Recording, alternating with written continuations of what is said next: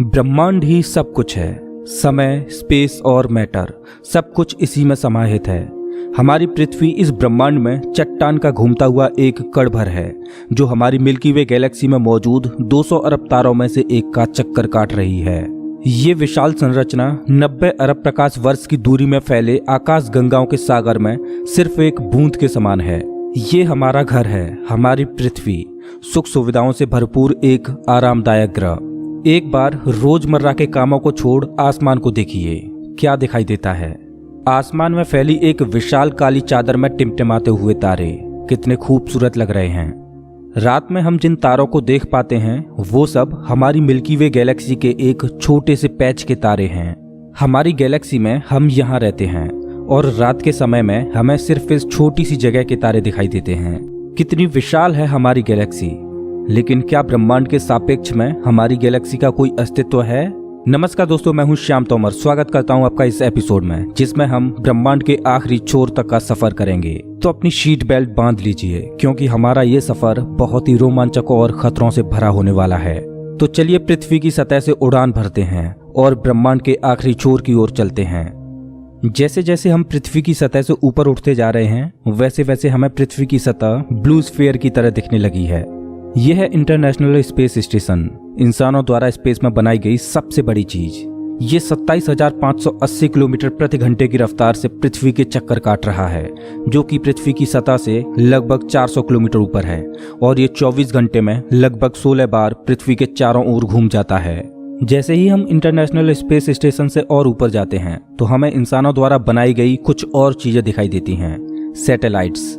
अंतरिक्ष में इंसानों द्वारा भेजी गई हजारों सैटेलाइट्स पृथ्वी का चक्कर काट रही हैं। सैटेलाइट्स का अंतरिक्ष में एक जाल सा बिछा हुआ है। चलिए और ऊपर चलते हैं। इतने ऊपर से पृथ्वी का नजारा तो देखिए, कितना खूबसूरत लग रहा है हमारा ये नीला ग्रह। हम पहुंच चुके हैं चांद के पास। हमसे पहले यहाँ पर 12 एस्ट्रोनॉट्स आ चुके हैं, जिनमें नील आर्मस्ट्रांग पहले व्यक्ति थे जो इसकी सतह पर उतरे थे, और उनके पैरों के निशान आज भी चांद की सतह पर देखे जा सकते हैं। चांद पर कोई वायुमंडल नहीं है, इस वजह से ये निशान सदियों तक ऐसे ही बने रहेंगे। हम अभी अपने घर से लगभग 4 लाख किलोमीटर दूर हैं और चंद्रमा से हमारा ग्रह कुछ इस तरह का दिखाई देता है। ऐसा लग रहा है जैसे अंतरिक्ष में एक ब्लू मार्बल रखी हो।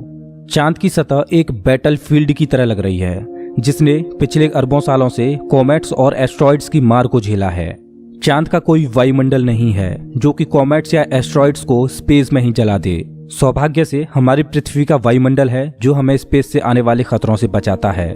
चलिए अंतरिक्ष में एक लंबी छलांग लगाते हैं। ये है हमारे सौर मंडल का सबसे चमकीला ग्रह वीनस। इसको पृथ्वी की छोटी बहन बोला जाता है, क्योंकि ये पृथ्वी की ही तरह रॉकी प्लैनेट है, जिसकी ग्रेविटी लगभग पृथ्वी के ही समान है।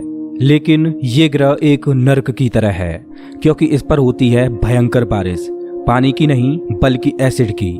इसके एटमॉस्फेयर में जो बादल दिखाई दे रहे हैं वो सल्फ्यूरिक एसिड के हैं। हमारे सौरमंडल में सिर्फ वीनस ही एकमात्र ऐसा ग्रह है जिस पर सबसे ज्यादा ग्रीन हाउस इफेक्ट होता है। सूर्य की गर्मी इस पर आती तो है, लेकिन वापस नहीं जा पाती, जिस वजह से हीट इसके एटमॉस्फेयर के अंदर ट्रैप होकर रह जाती है। यही कारण है कि शुक्र ग्रह हमारे सौरमंडल का सबसे गर्म ग्रह है, जिसका तापमान 465 डिग्री सेल्सियस है। इसकी सतह पर काफी मात्रा में ज्वालामुखी मौजूद हैं, जो इस ग्रह को और ज्यादा खतरनाक बनाते हैं। इस एंग्री प्लैनेट पर कुछ भी सरवाइव नहीं कर सकता। चलिए अपनी जर्नी को और आगे बढ़ाते हैं। यह है सूर्य के सबसे पास मौजूद ग्रह मरकरी। इस ग्रह की धरती हमारे चंद्रमा जैसी नजर आती है, जिस पर बड़े बड़े गड्ढे मौजूद हैं। इस ग्रह के दिन और रात के टेम्परेचर में बहुत ज्यादा डिफरेंस है। रात के समय में इसका तापमान -170 डिग्री सेल्सियस पहुंच जाता है, तो दिन के समय में 400 डिग्री सेल्सियस को भी पार कर जाता है। चलिए आगे बढ़ते हैं। यह है हमारा भगवान। यही है जो अपनी ऊर्जा से पृथ्वी पर जीवन को चला रहा है। अगर ये ना होता तो हम ना होते। पृथ्वी से लगभग 150 मिलियन किलोमीटर दूर मौजूद ये तारा इतना बड़ा है कि इसमें लाखों पृथ्वियां समा जाएं। सूर्य इतना भारी है कि इसकी ग्रेविटी पूरे सोलर सिस्टम को कंट्रोल कर रही है। इससे निकलने वाली लपटें इतनी बड़ी होती हैं कि सूर्य की सतह से हजारों किलोमीटर ऊपर तक चली जाती हैं। चलिए अपनी यात्रा को आगे बढ़ाते हैं। यह है पृथ्वी का सबसे नजदीकी ग्रह मंगल। इसकी धरती लाल है, इस वजह से इसे लाल ग्रह भी बोला जाता है। वैज्ञानिक मंगल ग्रह के बारे में जानने के लिए बड़े ही उत्सुक हैं, क्योंकि वैज्ञानिक कहीं ना कहीं ये अनुमान लगाते हैं कि मंगल ग्रह हमारा पास्ट है। वैज्ञानिक मानते हैं कि अतीत में मंगल की धरती पर जीवन फला फूला होगा। मंगल की धरती पर भी सागर मौजूद थे, नदियां मौजूद थीं, इसका खुद का एक एटमॉस्फेयर था। लेकिन आज ये ग्रह वीरान और बंजर पड़ा है। आज वैज्ञानिक इस ग्रह पर सूक्ष्म रूप में ही सही बैक्टीरिया के रूप में जीवन खोजने में जुटे हैं और वैज्ञानिक इस ग्रह पर भविष्य में बस्तियां बसाने की सोच रहे हैं। अगर हम मंगल पर आए हैं तो हम इसे कैसे मिस कर सकते हैं। यह है ओलंपस मॉन्स, एक प्राचीन ज्वालामुखी। मंगल की धरती पर ज्वालामुखी से बना ये पहाड़ पृथ्वी की सबसे ऊंची चोटी माउंट एवरेस्ट से भी लगभग 3 गुना ऊंचा है और ये हमारे सोलर सिस्टम की सबसे ऊंची चोटी है। अगर मंगल की धरती से हम अपने ग्रह पृथ्वी को देखें तो ये कुछ इस तरह की दिखाई देती है। अब आगे की यात्रा थोड़ी सी डरावनी होने वाली है, क्योंकि अब हम एस्ट्रॉयड बेल्ट में प्रवेश कर रहे हैं, जो कि मंगल और बृहस्पति ग्रह के बीच मौजूद है। इसमें मौजूद हैं बड़ी बड़ी और विशालकाय चट्टानें, जो कि सूर्य के चारों ओर घूम रही हैं। इस एस्ट्रॉयड बेल्ट में इतनी बड़ी बड़ी चट्टानें मौजूद हैं कि अगर ये सब आपस में मर्ज हो जाएं, तो इनसे एक बड़े ग्रह का निर्माण हो सकता है। इस बेल्ट में इतने बड़े बड़े एस्ट्रॉयड्स मौजूद हैं कि इन पर एक बड़ा शहर बसाया जा सके। जैसा कि हम जानते हैं कि 4.5 बिलियन साल पहले हमारे सौर मंडल में ग्रह बने, लेकिन एस्ट्रॉयड बेल्ट में मौजूद ये मलबा जैसा का तैसा रह गया। एस्ट्रॉयड बेल्ट में मौजूद मलबा एक प्लैनेट बन सकता था, लेकिन एक बड़ी शक्ति ने इस मलबे को प्लैनेट नहीं बनने दिया, और वो शक्ति थी जुपिटर। जुपिटर की हाई ग्रेविटी ने एस्ट्रॉयड बेल्ट के एस्ट्रॉयड्स को प्लैनेट नहीं बनने दिया। जुपिटर हमारे सोलर सिस्टम का सबसे बड़ा प्लैनेट है और इसके ढेर सारे चंद्रमा हैं। ये इतना बड़ा है कि हमारे सोलर सिस्टम के अन्य सभी प्लैनेट्स को मिलाकर भी इतना बड़ा ग्रह नहीं बनाया जा सकता। ये है जुपिटर का ग्रेट रेड स्पॉट। ये लाल धब्बा जुपिटर की सतह पर सदियों से चला आ रहा है। ये एक विशाल तूफान है। ये रेड स्पॉट इतना बड़ा है कि इसमें 3 पृथ्वियां आ जाएं। जुपिटर एक गैसीय प्लैनेट है, इस वजह से इसकी सतह पृथ्वी की तरह ठोस नहीं है। अगर आप जुपिटर की सतह पर उतरे तो आप इसकी सतह पर खड़े नहीं हो सकते, बल्कि सीधे इसके अंदर चले जाओगे। जुपिटर जितना वायलेंट और विनाशकारी है, वहीं इसके चंद्रमा जीवन के पनपने के लिए आइडियल साबित होते हैं। जुपिटर के दर्जनों चंद्रमाओं में से एक है यूरोपा, जो कि पूरी तरह बर्फ की मोटी चादर से ढका हुआ है। वैज्ञानिक मानते हैं कि यूरोपा की सतह पर जमी हुई बर्फ के नीचे पानी तरल रूप में मौजूद है। इस पर पानी का तरल रूप में होना जीवन के होने की संभावनाओं को बढ़ा देता है। हमारे सोलर सिस्टम में बृहस्पति ग्रह के चंद्रमा यूरोपा पर वैज्ञानिक जीवन होने की प्रबल संभावनाएं जताते हैं। हमारा अगला पड़ाव है हमारे सौर मंडल का सबसे खूबसूरत प्लैनेट सैटर्न। शनि ग्रह के छल्ले इसकी सुंदरता में 4 चांद लगाते हैं, जो कि इसकी सतह से लाखों किलोमीटर ऊपर तक फैले हैं। शनि ग्रह को अपने सोलर सिस्टम का ताज माना जाता है। ये है शनि ग्रह का एक चंद्रमा टाइटन। इसका खुद का एक एटमॉस्फेयर है, इस पर हवा है, बारिश होती है, यहाँ तक कि इस पर ऋतुएं भी बदलती हैं। इस पर नदियाँ और सागर मौजूद हैं। ये चंद्रमा देखने में लगभग पृथ्वी की ही तरह है, लेकिन इस पर जो नदियाँ और सागर हैं वो पानी के नहीं बल्कि लिक्विड नेचुरल गैस के हैं। अगर हम किसी भी तरह इस नेचुरल गैस को पृथ्वी पर ला पाएं तो ये इतनी ज्यादा है कि हजारों सालों तक ये हमारे शहरों को रोशन कर सकती है। वैज्ञानिक अनुमान लगाते हैं कि अरबों साल बाद जब सूर्य गर्माने लगेगा और एक रेड जाइंट बन जाएगा, तब टाइटन हैबिटेबल जोन में होगा। उस समय टाइटन पर पृथ्वी जैसी परिस्थितियां मौजूद होंगी। इस वजह से वैज्ञानिक टाइटन को भविष्य की पृथ्वी मानते हैं। अभी हम अपने घर से इतने दूर आ चुके हैं कि यहाँ से हमारी पृथ्वी एक डॉट की तरह दिखाई देती है।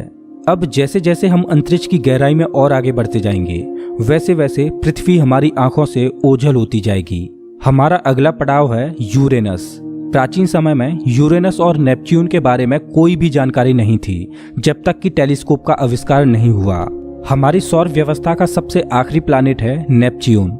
हमारा सोलर सिस्टम बहुत बहुत बड़ा है, लेकिन नेपच्यून के बाद भी हमारा सोलर सिस्टम खत्म नहीं हो जाता। अपने सोलर सिस्टम की गहराई में हम आगे बढ़ते हैं तो हम पहुंच जाते हैं कुइपर बेल्ट में, जो पिछली एस्ट्रॉयड बेल्ट से 20 गुना चौड़ी और 200 गुना ज्यादा फैली है। ग्रहों की लिस्ट से बेदखल किया जाने वाला प्लूटो भी इसी कुइपर बेल्ट का सदस्य है। कुइपर बेल्ट में एस्ट्रॉयड बेल्ट से भी ज्यादा बड़े बड़े ऑब्जेक्ट्स मौजूद हैं, जिनकी खुद की ग्रेविटी की वजह से इनके चंद्रमा भी हैं। चलिए कुइपर बेल्ट को पार करके आगे चलते हैं। हमारी पृथ्वी से 13 बिलियन किलोमीटर दूर ये है सूर्य से सबसे दूर मौजूद ऑब्जेक्ट सेडना। ये एक बौना ग्रह है जो एक ऐसा स्पेस ऑब्जेक्ट है जो सबसे दूर सूर्य की परिक्रमा कर रहा है। इसकी खोज 2003 में हुई थी। ये सूर्य की एक परिक्रमा 10,000 सालों में पूरी कर पाता है। चलिए अब अपने सोलर सिस्टम से बाहर का रुख करते हैं। अभी हम इंटरस्टेलर स्पेस में प्रवेश कर चुके हैं। देखिए अंतरिक्ष की गहराई में ये क्या ट्रेवल कर रहा है। ओह, ये तो वॉयेजर 1 स्पेसक्राफ्ट है। यही तो इकलौता स्पेसक्राफ्ट है जो कि इंसानों द्वारा बनाई गई सबसे दूर मौजूद चीज है। ये पृथ्वी से अब तक 19 अरब किलोमीटर दूर जा चुका है। इस स्पेसक्राफ्ट ने अंतरिक्ष के काफी सवालों से पर्दा उठाया है। ये बंदूक से निकली बुलेट से भी 20 गुना तेज ट्रेवल कर रहा है। चलिए अपनी यात्रा को और आगे बढ़ाते हैं। अभी हम अपने सोलर सिस्टम की हदों से इतने दूर आ चुके हैं कि यहाँ से हमारा सूर्य एक आम तारे की तरह दिखाई दे रहा है, लेकिन इतनी दूर से भी इसकी ग्रेविटी को महसूस किया जा सकता है, क्योंकि अरबों की संख्या में यहाँ पर कॉमेट्स को देखा जा सकता है जो सूर्य की ग्रेविटी से बंधे हुए हैं। इन कॉमेट्स में इतना ज्यादा पानी है कि अगर ये सब इकट्ठे हो जाएं, तो ये पृथ्वी से भी ज्यादा बड़े और गहरे सागरों को भर दें। वैज्ञानिक मानते हैं कि पृथ्वी पर ज्यादातर पानी कॉमेट्स के द्वारा ही आया है। पेंसपर्मिया थ्योरी के अनुसार पृथ्वी पर जीवन कॉमेट्स के द्वारा ही धरती पर आया। अंतरिक्ष में तैर रही इन छोटी छोटी बर्फीली चट्टानों में जीवन सूक्ष्म रूप में बैक्टीरिया की फॉर्म में मौजूद हो सकता है। कॉमेट्स का एक विशाल बादल हमारे सौर मंडल को घेरे हुए है, जिसे ऑर्ट क्लाउड बोला जाता है। ऐसा माना जाता है कि ये ऑर्ट क्लाउड हमारे सौर मंडल की ग्रेविटी की आखिरी सीमाओं पर है। इसके बाद सूरज की ग्रेविटी कमजोर पड़ने लगती है, जिस वजह से इसके बाद सूरज का खिंचाव बहुत कम रह जाता है। अब यहाँ से आगे की यात्रा एक अननोन और रहस्यमयी स्पेस में होगी, जहाँ घुप अंधेरा है। यहाँ इतना अंधेरा है कि हम अपनी आंखों से भी कुछ भी नहीं देख पाएंगे। यहाँ देखने के लिए हमें इंफ्रारेड विजन की जरूरत पड़ेगी।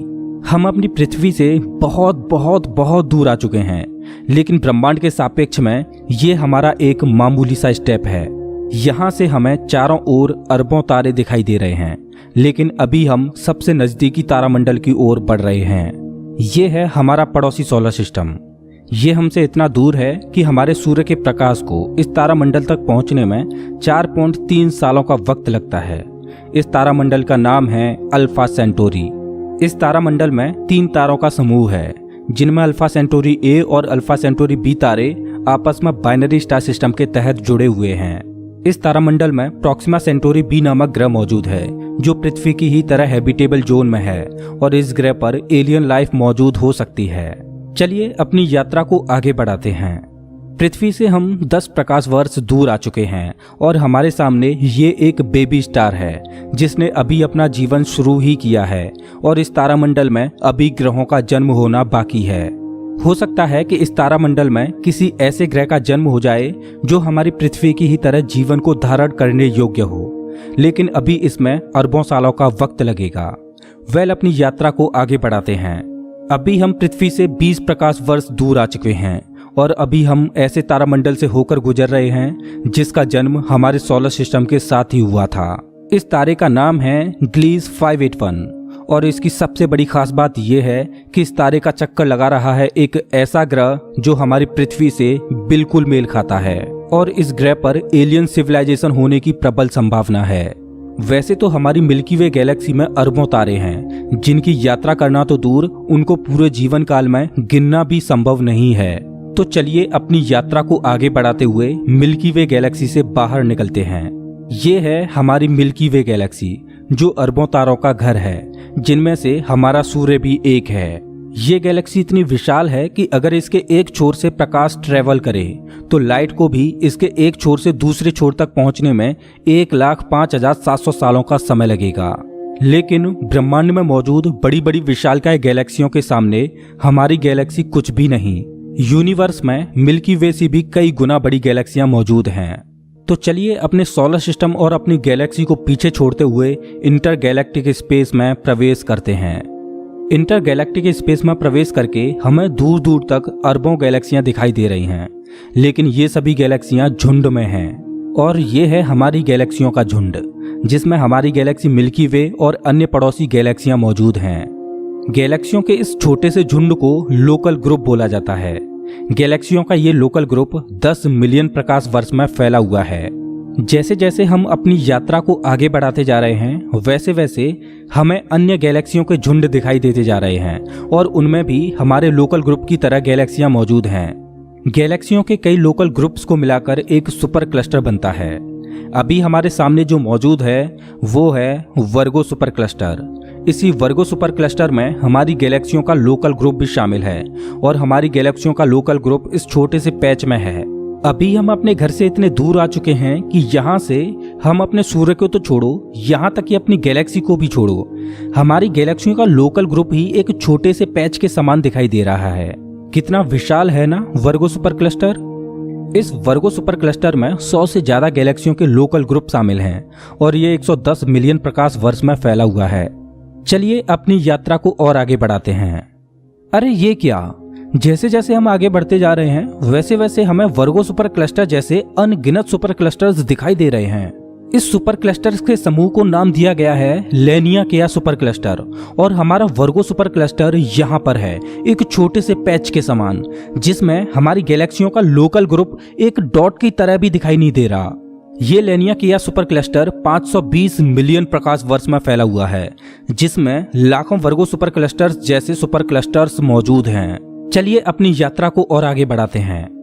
जैसे जैसे हम आगे बढ़ते जा रहे हैं वैसे वैसे लेनिया सुपर क्लस्टर भी छोटा होता जा रहा है और इतनी दूर से देखने पर लेनिया सुपर क्लस्टर भी एक छोटे से पैच की तरह दिखाई दे रहा है। ओह माय गॉड, मेरा तो दिमाग ही घूम गया। खैर अपनी यात्रा को और आगे बढ़ाते हैं। यह है हमारा ऑब्जर्वेबल यूनिवर्स, जिसमें हमारा लेनिया सुपर क्लस्टर एक छोटे से डॉट की तरह मौजूद है। लेकिन क्या यहीं हमारी यात्रा खत्म हो जाती है?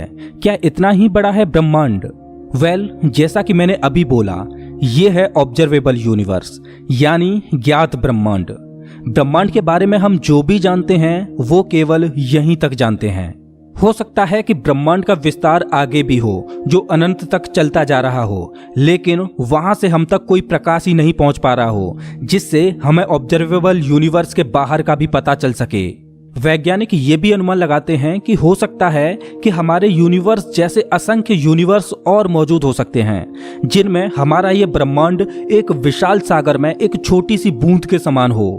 खैर, मल्टीवर्स यानी एक से ज्यादा ब्रह्मांडों का अस्तित्व है कि नहीं ये कोई नहीं जानता और ना ही हमारे पास मल्टीवर्स यानी महाब्रह्मांड के कोई सबूत हैं। लेकिन ये तो तय है कि ऑब्जर्वेबल यूनिवर्स ही ब्रह्मांड का अंत नहीं हो सकता। इसके बाहर भी कुछ न कुछ मौजूद है जिसका हमें कोई भी ज्ञान नहीं। लेकिन वो क्या हो सकता है? हो सकता है कि हमारा ऑब्जर्वेबल यूनिवर्स भी महाब्रह्मांड में एक छोटे से पैच के समान हो। वेल दोस्तों, आपकी ब्रह्मांड के आखिरी छोर तक की यात्रा कैसी रही प्लीज कमेंट बॉक्स में जरूर बताएं। अगर आपको ये वीडियो पसंद आया हो तो इसे लाइक करें और ऐसे ही मजेदार वीडियोज के लिए चैनल को सब्सक्राइब करें, साथ ही बेल आइकॉन दबाएं।